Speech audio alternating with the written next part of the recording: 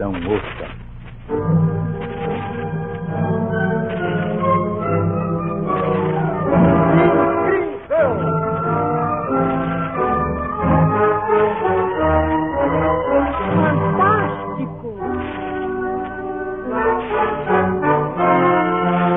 Extraordinário. Um novo programa de Almirante, um presente de Guaraína, com o Almirante arranjos musicais escritos especialmente, sonoplastia, artistas do rádio teatro e grande orquestra.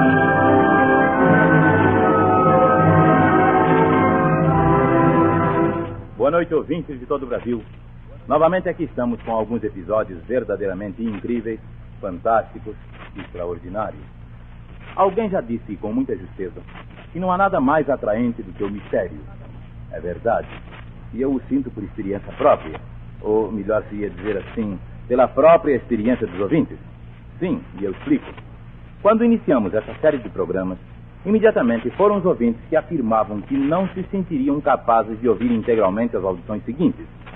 Mas logo que chegava a terça-feira imediata, eram eles os primeiros a se mostrar aflitos para que chegasse a hora do incrível, fantástico e extraordinário.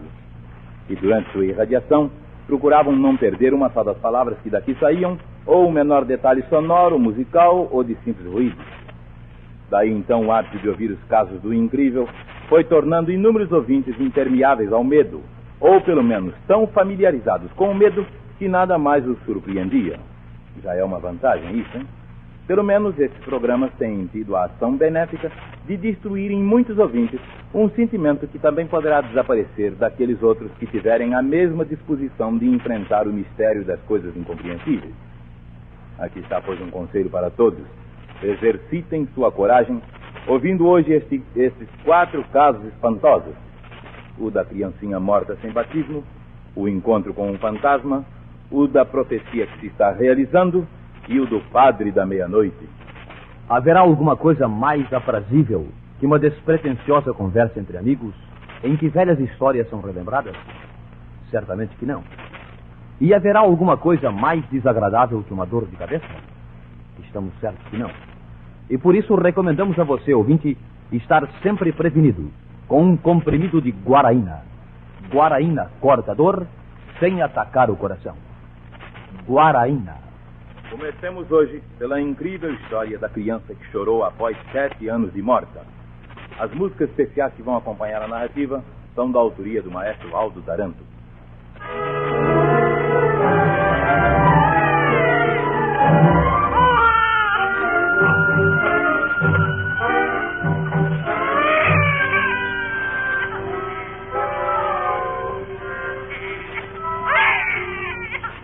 Eu ouvi chorar uma criança que estava morta há 7 anos.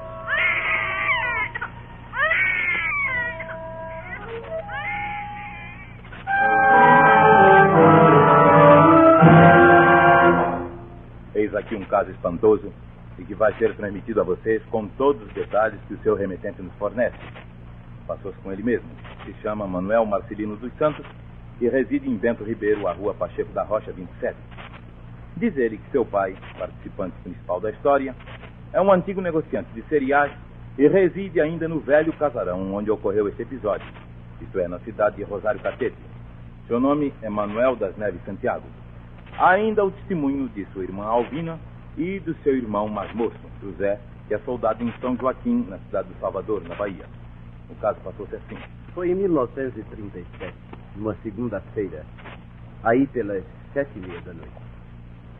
Papai tinha chegado da feira e mandou que eu e José fôssemos agasalhar os 2 cavalos com que ele viajara.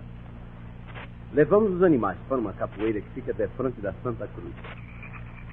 A Santa Cruz é uma capelinha que papai tinha mandado construir e que contém dentro somente 3 cruzes, onde o nome de 3 cruzes com que o povo logo a designou. Papai até hoje é o zelador daquela capelinha, que, para melhor esclarecimento, fica num lugar conhecido como Riacho Vermelho e dista de Rosário Catete uns 11 quilômetros. Tínhamos soltado os cavalos no pasto e ficamos sentados no chão descansando à espera que surgisse a lua que estava em quarto minguante. De repente, ouvimos irromper um forte choro de criança.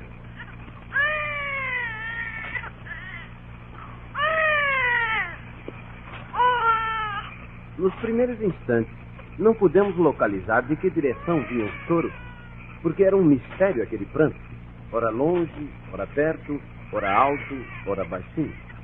Para mim e para meu irmão, aquele choro, porém, parecia que estava sendo ouvido até o fim do mundo. José, que tinha então 10 anos de idade, correu logo para perto de mim, e foi então que nós dois reparamos uma coisa espantosa.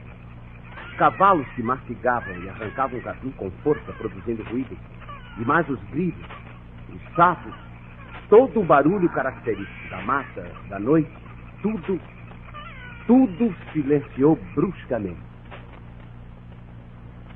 Levados pelo misterioso instinto que torna certos animais capazes de perceber o sobrenatural mais rapidamente que os homens, os 2 cavalos, numa atitude francamente espantada, viraram-se para a capelinha que lá estava uns 200 metros.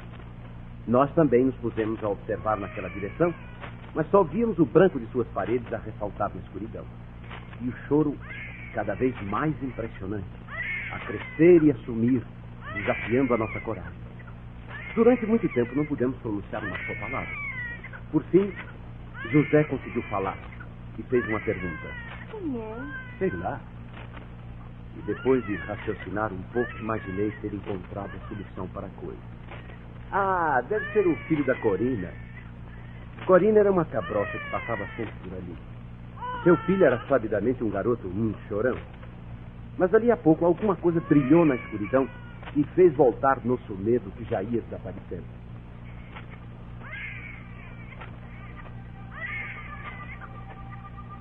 Era uma luz. Vinha vindo de nossa casa, que estava a uns 60 metros da capelinha e que nós enxergávamos daquele canto. Vinha vindo na direção da Santa Cruz. A luz ora aparecia, ora desaparecia, conforme ia atravessando pelas moitas de capim que marginavam a estrada. Ao chegar de frente à igrejinha, parou e ficou imóvel.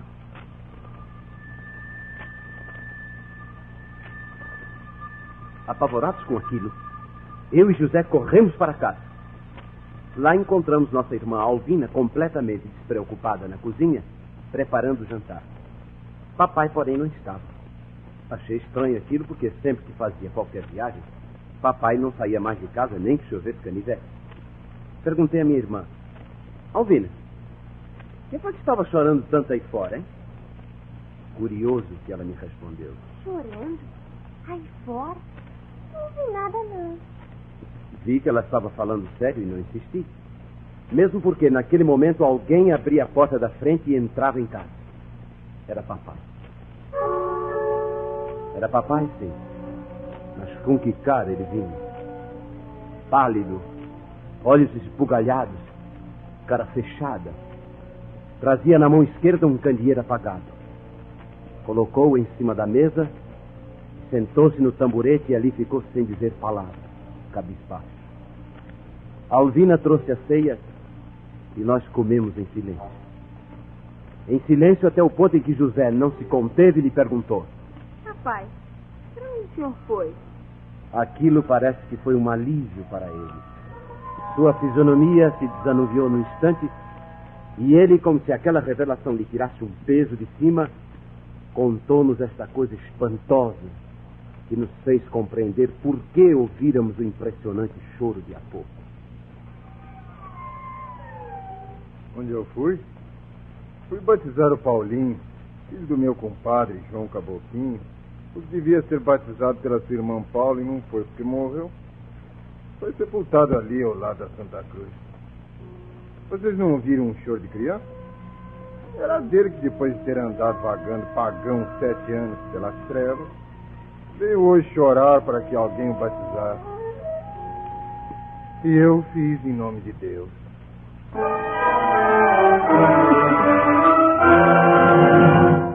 O pranto é o sinal de que uma dor atormenta alguém. Quantas vezes temos visto uma dor de dentes provocar o choro, seja em crianças, seja em adultos? E uma dor de dente passa rapidamente se tomamos um comprimido de guaraína. Contra dores de dente, de ouvido ou de cabeça, guaraína. Um medicamento nacional de conceito universal. Guaraína. Será possível a alguém conversar com um fantasma, abraçar um fantasma e sentir que ele tem corpo sólido como qualquer vivo?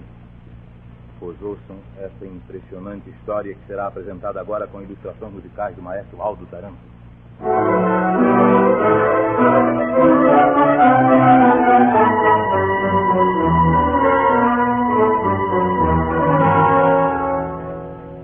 Pedro Ferreira não tem a menor dúvida de que conversou longamente com o seu compadre Joaquim Rola.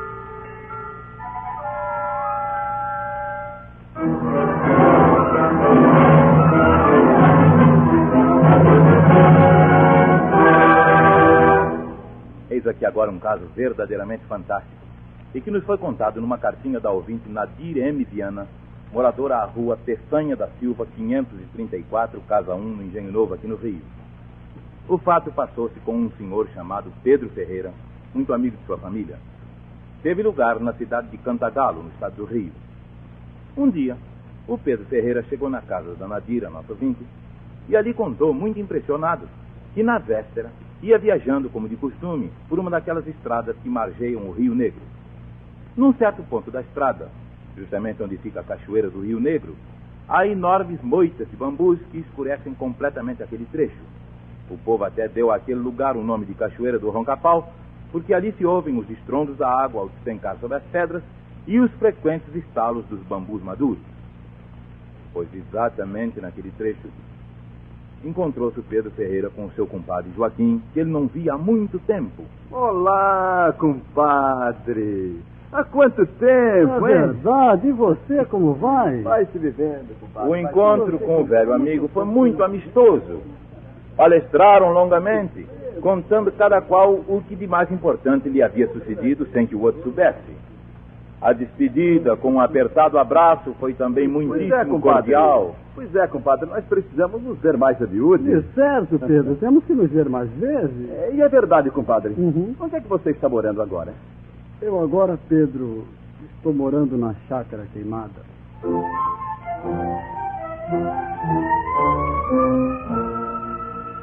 Pedro seguiu seu caminho satisfeito por ter encontrado seu velho amigo. Ao chegar a Cantagalo, foi visitar uma senhora conhecida, de nome Rita. No meio da conversa, ele lembrou-se de dizer-lhe... Ah, é mesmo, dona Rita. Sabe com quem estive hoje há pouquinho? Com quem, Pedro? Com o compadre Rola. Com o compadre Rola? Justamente. Não é possível. Não é? Pois eu estou lhe dizendo que sim. Mas não pode ser. Você está enganado. Seu Joaquim Rola morreu há 6 meses. Morreu há 6 meses? Mas eu vi ele hoje. Morreu há 6 meses. E eu até já assisti 2 missas pela alma dele.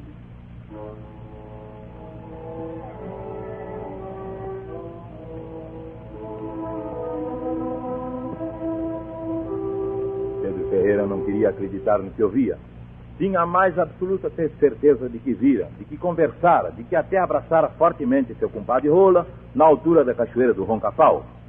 Mas estarrecido com aquela informação apavorante e a conselho da própria dona Rita, Pedro foi até a casa onde a mesma senhora lhe disse que estava morando a viúva do compadre. E lá teve a confirmação de tudo.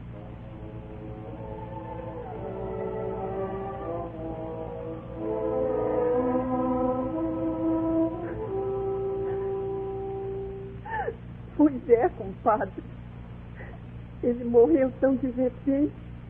Eu nem tive cabeça para avisar todo mundo. Depois, eu tive que deixar o sítio e vir cá para a cidade. Que coisa esquisita, comadre.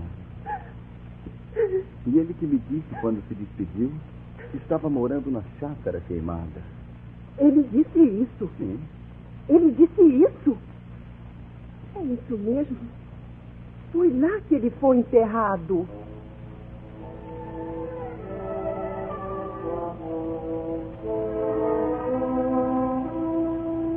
Foi só então que Pedro Ferreira caiu em si.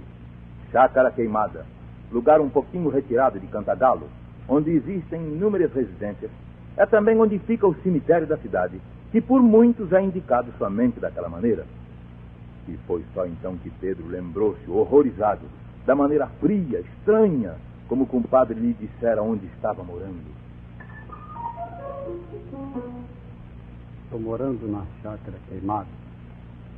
E foi só então também que Pedro Ferreira recordou um detalhe que, apesar de ter reparado na hora, não sabe por que não chamou a atenção do compadre e que só agora lhe vinha vivamente a ideia. Joaquim, homem habitualmente limpo e cuidadoso consigo mesmo, estava com o bigode todo sujo de terra.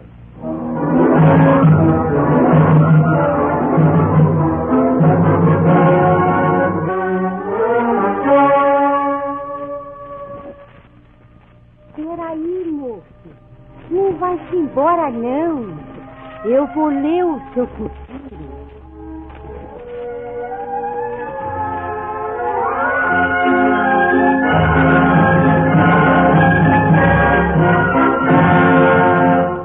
Há quem não acredite em profecias, em adivinhações do futuro, na leitura das mãos, na astrologia, etc. Não está, porém, nesse número o nosso ouvinte Mário Lopes da Silva, residente à rua Frei Caneca 256, casa 12, aqui no Rio. Antes de acontecer o que nós vamos narrar aqui, ele confessa que era descrente de tudo, que não admitia nem mesmo o acaso mais simples. Mas um dia, ele se recorda como se fosse hoje. Um dia, aliás, não, uma noite. Uma noite regressava ele da instrução militar no tiro de guerra, de onde ele era aluno, e ao passar pela rua Marquês de Sapucaí, viu uma cena deprimente. Ai, não me bata. Não me bata. Ali, em plena rua, um rapazola espancava impiedosamente uma preta velha. Mário correu logo em seu socorro, fazendo fugir o espancador. Ai. Muito obrigada, moço. Muito obrigada. Mas isso é um absurdo. Nem polícia por aqui. O que é que aquele bandido queria com a senhora, minha velha? Ai, não sei, moço. Eu só sei que ele roubou minha bolsinha e todos os meus itens. Mas isso não tem importância. Eu não tenho muito dinheiro, não, mas olha. Aqui tem 5 cruzeiros. Toma. E o nosso ouvinte, depois de dar o dinheiro à velha, já se dispunha a seguir o seu caminho quando a pobre mulher lhe pediu: moço, você que é tão bom, não podia me levar até minha casa? Eu aqui pertinho na Rua Valer. Eu estou tão cansada. Era perto. Mário acompanhou-a até lá. Em casa, uma casa pobre e antiga, uma moradia carcomida pelo tempo, a preta insistiu para que ele entrasse. Não, minha velha, muito obrigado, eu tenho pressa. Não, mas é só um instantinho, meu filho. Eu faço questão de recompensar sua bondade. Não tem um instantinho só. Não demora, não. A insistência foi tanta que Mário não se pôde esquivar. Entrou. A velha fez-o sentar-se num banquinho tosco enquanto se entregava a uma estranha ocupação e o ouvinte seguia curioso, se bem que incrédulo. Para começar, pediu-lhe o lenço. Depois do lenço, molhou-o em um líquido cor-de-rosa que se achava numa pequena panela de barro. Depois, assim molhado, estendeu-o sobre uma mesa rústica feita de caixote. E então, como se estivesse lendo num livro aberto, foi-se a dizer, em tom de profecia, coisas que o ouvinte confessa que ouvia com ar descrente e desinteressado. Meu filho, daqui a uns 3 anos você vai se casar com uma moça muito boa. Modesta, mas muito boa criatura. Depois vocês vão ter uma filhinha muito bonitinha. Vai ser batizada com o nome de Glória. Mas a sua filha, quando criança, ainda vai lhe pregar 3 grandes filhos. Nosso ouvinte disse que achou muita graça naquelas profecias. Não era casado, não tinha noiva e nem sequer namorada ainda. Passam-se os tempos. Precisamente 3 anos e 2 meses após ter encontrado a preta velha, casava-se o Mário Lopes da Silva. E logo depois lhe nascia uma filhinha, cujo nome, escolhido espontaneamente pelo seu padrinho, sem sofrer a menor influência ou sugestão de quem quer que fosse, foi Maria da Glória. 2 das profecias da preta velha tinham se realizado com precisão pasmosa: o casamento e a filhinha. Tudo, porém, podia ter sido mera coincidência. Mas agora, ultimamente, a coisa tomou um aspecto mais sério, e onde a cômoda justificativa do acaso vai perdendo sua razão de ser. Há 2 meses, um outro acontecimento extraordinário veio encher de apreensões o nosso ouvinte, já impressionado com as 2 coincidências anteriores. Uma manhã, sua casa acordou num reboliço. Isso já disse, foi há 2 meses. Sua filhinha Glorinha tinha desaparecido. Toda a casa foi rebuscada aflitamente. Nada. À mente do Mário Lopes da Silva ocorreu primeiro a ideia tremenda do rapto do filhinho de Lindbergh, na América do Norte. E junto dessa ideia veio a lembrança do estranho vaticínio da preta velha da Rua Valença. Sua filha, quando criança, vai lhe pregar 3 grandes sustos. Nessa altura, já a esposa do Mário havia desmaiado. Já toda a vizinhança se metera em sua casa comentando o insólito desaparecimento. E quando a desesperança se ia implantando no ânimo de toda a gente, um fato, talvez mais surpreendente do que tudo pela sua simplicidade, um fato veio dar um colorido fantasmagórico àquela inesquecível passagem da vida do ouvinte. Achei a Glorinha, pessoal, achei a Glorinha. Sim, ouvintes, a menina foi achada. E todo surpreendente do fato estava em ter sido ela encontrada dentro de casa, num lugar onde todos passaram 1000 vezes sem ter tido inexplicavelmente a ideia de verificar ali. Glorinha, ela estava muito comodamente deitada no banheiro, sobre um tapete de borracha, dormindo calmamente. Agora, por que cargas d'água foi a menina parar no banheiro? Por que foi que nem chorou fora da cama em que estava habituada a dormir? Como não acordou nem o ouvinte nem sua esposa ao saltar de sua caminha, o que não era fácil sem fazer ruído? E por que foi que nenhuma das dezenas de pessoas que afluíram àquela casa, na busca ansiosa que foi feita em todos os cômodos, nenhuma teve sequer a ideia de dar uma olhadela no banheiro? Estranho, estranho. Diz o ouvinte que de então para cá vive numa expectativa à espera dos 2 outros sustos previstos pela preta velha. Mas que de qualquer maneira, ele, que era descrente de certas forças sobrenaturais que permitem devassar o futuro, hoje acredita piamente em todas elas.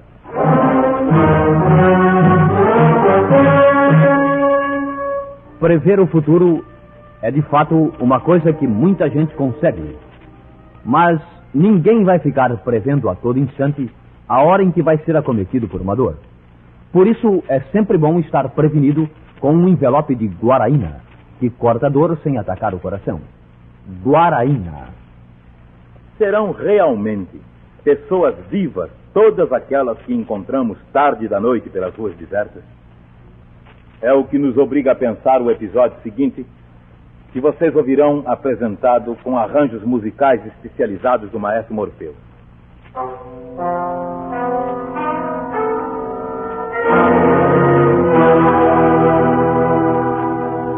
Todas as sextas-feiras, exatamente à meia-noite, aquele padre vinha pela rua, cumprimentava o morador da casa ao lado e desaparecia lá adiante.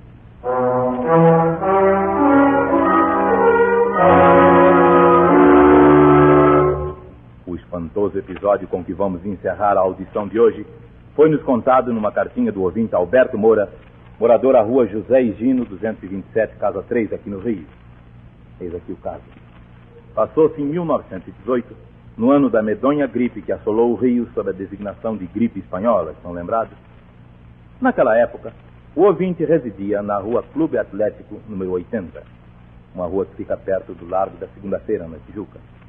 Hoje, a rua se acha dividida em 3, Alfredo Pinto, Urbano Duarte e Pereira Barreto.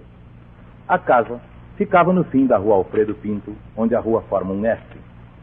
Ao lado dela morava o senhorio, um velho, que era coronel da Guarda Nacional, chamava-se Jorge, e era casado com uma senhora de nome Dona Belisa. Era um bom homem, o coronel, e era muito conhecido na redondeza. Nas noites mais quentes, costumava ficar sentado à porta de sua casa, deliciando-se com os ensaios que se faziam em casa do nosso ouvinte, e onde se reuniam os mais conhecidos chorões do violão, do cavaquinho, do trombone, da flauta, etc.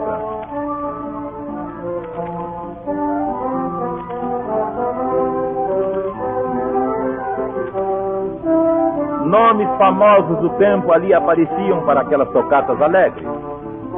O pai do nosso ouvinte, cujo nome é Sr. Pedro de Moraessa, enchia-se de orgulho quando ali surgiu o grande Candinho Trombone, ou o mavioso flautista Sá, ou o Amauri, que é pai do Norival Guimarães, que é violonista da Rádio Nacional. O seu Jorge, o coronel, como já disse, ficava sentado à porta de sua residência, onde apreciava o movimento sonoro que se fazia na casa do ouvinte. Numa noite, estava ele ali quando reparou, vindo em sua direção, pelo meio da rua, vindo lá de cima da rua Conde Bonfim, um padre. Veio vindo. E ao passar pelo velho coronel, tirou o chapéu como se cumprimentasse e seguiu seu caminho. Nada de anormal naquilo. Na outra semana, o fato repetiu-se. O padre lá veio vindo àquela hora, cumprimentou e passou. Na semana seguinte, a repetição do fato fez com que o coronel aí atentasse para o dia em que estava. E já com certa alteração de ânimo, ele reparou que estava numa sexta-feira. E com aquela verificação, apurou também que o padre passava sempre exatamente à meia-noite. E daí a entrar em outros detalhes foi um passo. Por mais que procurasse rebuscar na memória, só agora lembrava de que nunca conseguira ver o rosto do padre. Foi o próprio coronel quem tratou de comentar o fato pelas redondezas. E em pouco toda aquela zona sabia do estranho sucesso. Foi quando a rapaziada resolveu desvendar o mistério, seguindo o padre a ver onde ele se dirigia, a fim de depois fazer outras investigações. E numa noite de sexta-feira, a casa do nosso ouvinte Alberto Moura encheu-se de corajosos dispostos a bancar o Sherlock. A fim de que tudo mantivesse a normalidade de sempre, lá estavam os chorões habituês a ensaiar as músicas costumeiras.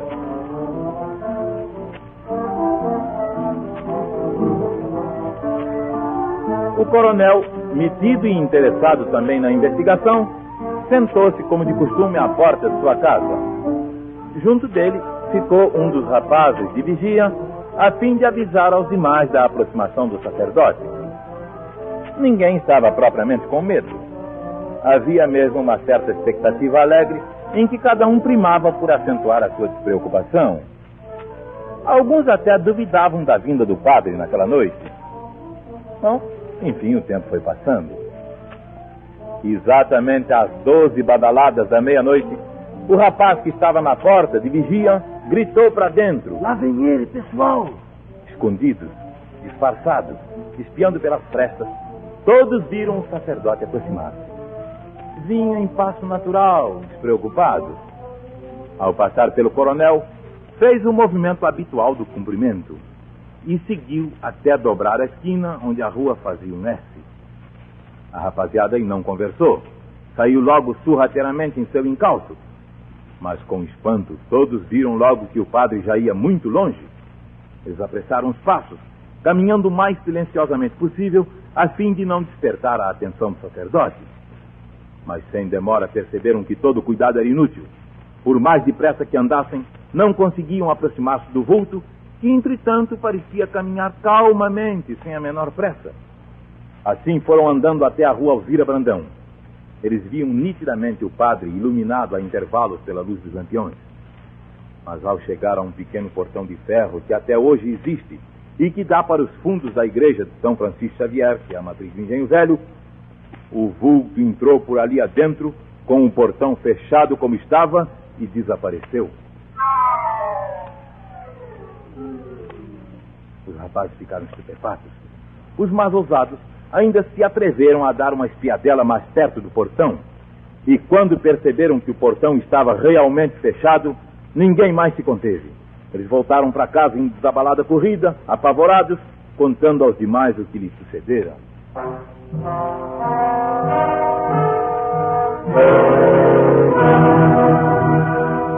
O ouvinte termina sua carta dizendo que nunca mais ninguém quis esperar o padre passar de noite e que o pavor foi tanto que até os dias de ensaios foram mudados.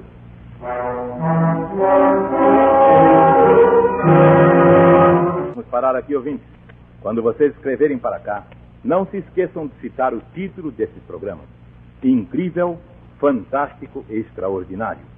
Tomaram parte na audição de hoje a orquestra sob a direção de Morfeu, o locutor Oswaldo Luiz, os radiatores e atrizes na ordem de entrada: Paulo Gracindo, Milton da Mata, Terezinha Nascimento, Hamilton Ferreira, Paulo Raimundo, Rui Bruno, Leda Maria, Edelgia dos Santos, Maria do Carmo, Orlando Drummond, Telmo de Avelar e Mildred Santos. Contra-regra de Orlando Drummond. Publicidade de Roberto Duarte. Controle de som de Joaquim Pereira Gomes. Na próxima terça-feira, novamente às 21h30, aqui estaremos com o Incrível, Fantástico e Extraordinário. E por hoje é só. Obrigado pela atenção e boa noite, ouvintes de todo o Brasil.